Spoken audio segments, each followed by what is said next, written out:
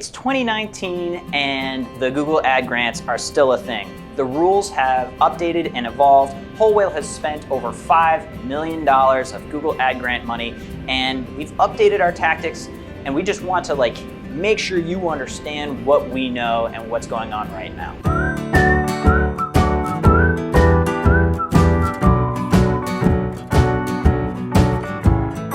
Website requirements. From what we've seen, just as a reminder, owned and operated website that you own can only be sent to your domain and your subdomains. Yes, you can add an additional domain that you prove that you own, but you cannot send traffic to your Facebook page, to even your YouTube page. You must send to your own site.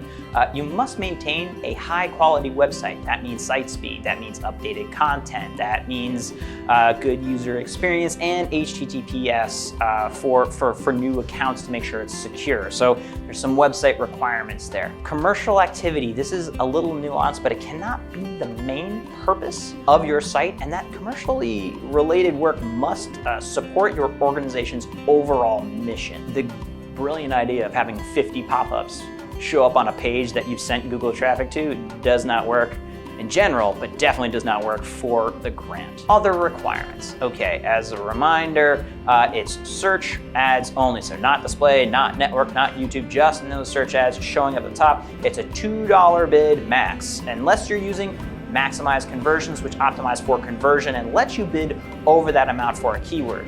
The ad quality requirements are maintained, saying that there is a relevancy for ad quality, usually measured by that 5% click-through rate, and making sure that they are relevant to the keywords that you have in there.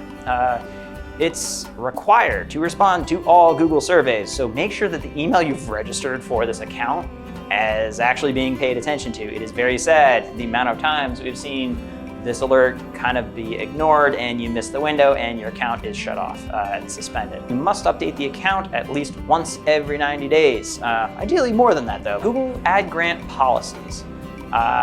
Specific geo-targeting. So you can't just globally run ads. If you don't have relevant information for the good people in the Philippines, do not advertise in the Philippines. Focus on maybe the rivers and the streams that you're used to.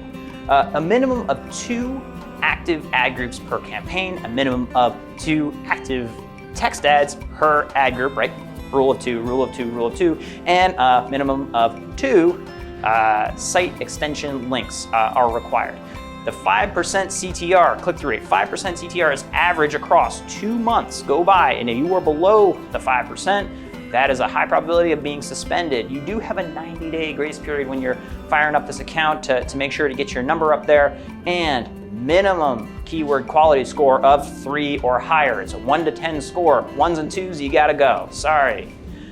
Conversion tracking requirements. Okay, so if you're using the maximize conversion strategy, it's important in this case to maximize the conversions and target cost per acquisition, or target ROAS, the return on ad spend, or if your account is created after Jan 1, you must set up proper conversion tracking. So you need conversions set up in order to do this.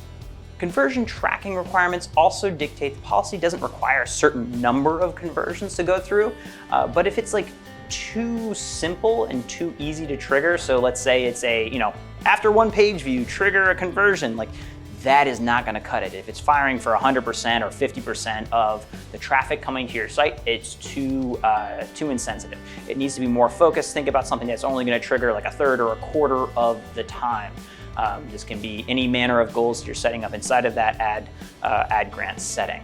Remember, meaningful conversions, they're paying attention, they will look at this, but it is super powerful because it's optimizing and letting you compete for more competitive keywords. Keyword requirements, branded keywords are not allowed, so you cannot advertise for Google or for YouTube or for blatantly competitors. So if you're Pizza Hut, you cannot be advertising for Domino's or whatever have you. Just stay away from any of those sort of odd competitive keyword overlaps. Other keyword requirements, single keywords, excluding branded keywords, medical conditions, and other sort of exempt keywords.